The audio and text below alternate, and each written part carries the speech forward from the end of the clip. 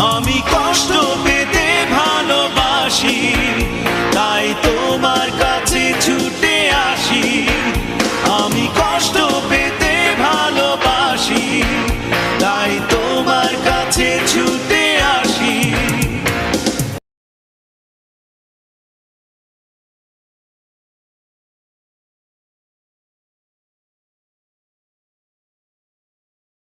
আসসালামু আলাইকুম ওয়া রাহমাতুল্লাহ।